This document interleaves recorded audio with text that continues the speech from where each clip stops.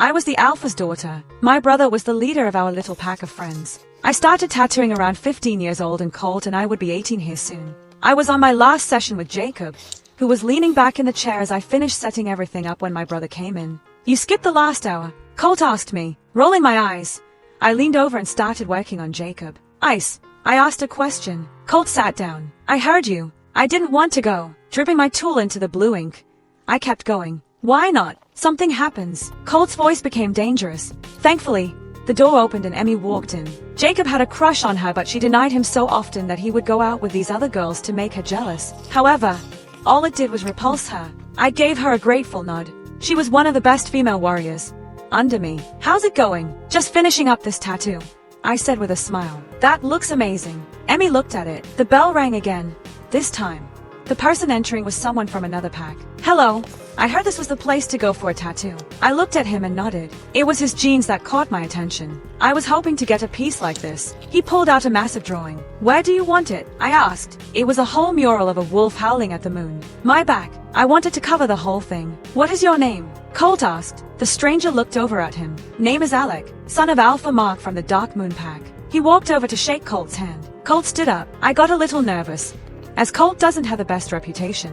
"Colt Jeffers, son of Alpha Brian of Blue Fang Pack. That is my twin sister, Kristen Jeffers." Colt nodded towards me. "Emmy and future Gamma Jacob. I don't mean to step on toes coming here. I am finishing my last year in school here before transferring."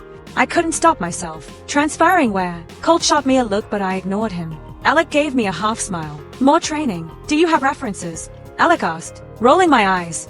I pointed at the book on the stand. Alec took a few minutes and flipped through the pages. I have always been able to read people extremely easily. Either way, Alec was mysterious and dangerous. "Okay, I am done," I told Jacob, putting some soap on the tattoo.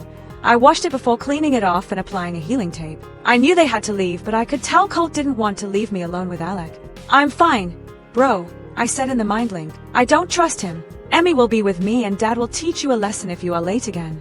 "Fine. I want to know the exact minute he is gone."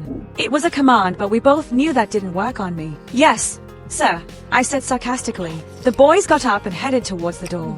"I shouldn't have to tell you to treat my sister appropriately," Colt said to Alec. Alec's eyes narrowed at the threat but didn't act on it. "I don't make it a habit of disrespecting a person." "Ice." He looked at me and nodded before leaving. "Sorry about that. Have you made a decision?" I asked as I threw away all my used items. "Yeah, I would like to book it." Spraying down the chair, I whipped it clean. "Are you the only artist here?" he asked. "Yes, this is my shop and mine only. Maybe one day I will expand."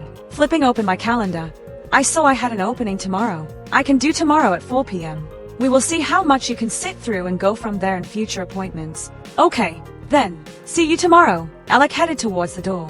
"All right," I said, walking out from behind the counter. I didn't have any appointments this afternoon. Emmy and I were going to go for a run and hang out. As soon as he was out the door, Emmy started in. Walking out, I locked up my shop. Emmy walked to her bike and I stood in front of mine. It wasn't until my legs were straddling my bike that I noticed Alec across the street, looking directly at me. It gave me goosebumps. His eyes stayed on me the whole time. There was something in them that I didn't understand. Something primal. As soon as I went back and walked in the front door, something moved from the side.